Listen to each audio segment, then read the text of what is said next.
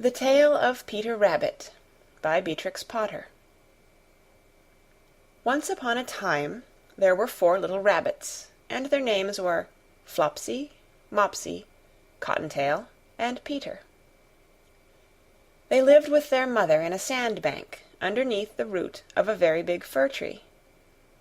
"Now, my dears," said old Mrs. Rabbit one morning, "you may go into the fields or down the lane, but don't go into Mr. McGregor's garden. Your father had an accident there. He was put in a pie by Mrs. McGregor. Now run along and don't get into mischief. I am going out." Then old Mrs. Rabbit took a basket and her umbrella and went through the wood to the baker's. She bought a loaf of brown bread and 5 currant buns. Flopsy, Mopsy, and Cottontail, who were good little bunnies, went down the lane to gather blackberries. But Peter, who was very naughty, ran straight away to Mr. McGregor's garden and squeezed under the gate. First he ate some lettuces and some French beans, and then he ate some radishes, and then, feeling rather sick, he went to look for some parsley. But round the end of a cucumber frame whom should he meet but Mr. McGregor. Mr. McGregor was on his hands and knees planting out young cabbages, but he jumped up and ran after Peter, waving a rake and calling out, "Stop thief!" Peter was most dreadfully frightened. He rushed all over the garden, for he had forgotten the way back to the gate. He lost one of his shoes among the cabbages, and the other shoe amongst the potatoes.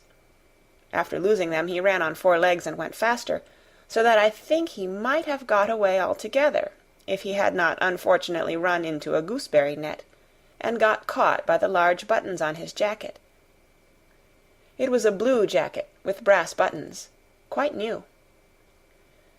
Peter gave himself up for lost and shed big tears, but his sobs were overheard by some friendly sparrows, who flew to him in great excitement, and implored him to exert himself.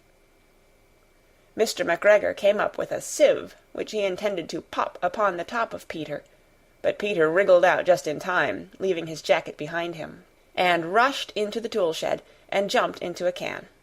It would have been a beautiful thing to hide in, if it had not had so much water in it. Mr. McGregor was quite sure that Peter was somewhere in the tool-shed, perhaps hidden underneath a flower-pot. He began to turn them over carefully, looking under each. Presently Peter sneezed, "Kerchoo!" Mr. McGregor was after him in no time, and tried to put his foot upon Peter, who jumped out of a window, upsetting 3 plants. The window was too small for Mr. McGregor, and he was tired of running after Peter. He went back to his work. Peter sat down to rest. He was out of breath and trembling with fright, and he had not the least idea which way to go. Also he was very damp with sitting in that can. After a time he began to wander about, going lippity-lippity, not very fast, and looking all around. He found a door in a wall, but it was locked, and there was no room for a fat little rabbit to squeeze underneath. An old mouse was running in and out over the stone doorstep, carrying peas and beans to her family in the wood. Peter asked her the way to the gate, but she had such a large pea in her mouth that she could not answer. She only shook her head at him. Peter began to cry. Then he tried to find his way straight across the garden, but he became more and more puzzled. Presently he came to a pond where Mr. McGregor filled his water cans. A white cat was staring at some goldfish. She sat very, very still, but now and then the tip of her tail twitched, as if it were alive. Peter thought it best to go away without speaking to her. He had heard about cats from his cousin, little Benjamin Bunny. He went back towards the tool-shed, but suddenly, quite close to him, he heard the noise of a hoe. Scritch, scratch, scratch, scritch. Peter scuttered underneath the bushes, but presently, as nothing happened, he came out, and climbed upon a wheelbarrow and peeped over. The first thing he saw was Mr. McGregor hoeing onions.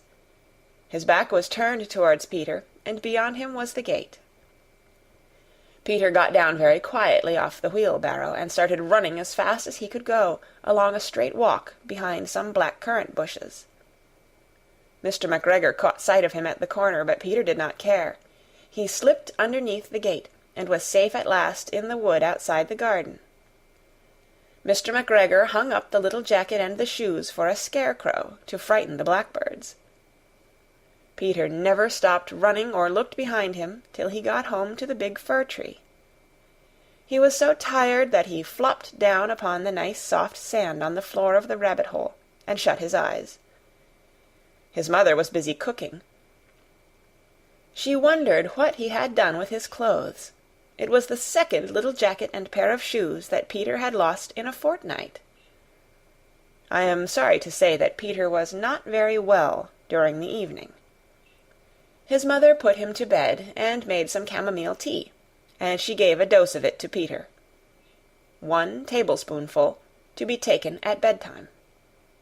But Flopsy, Mopsy, and Cottontail had bread and milk and blackberries for supper.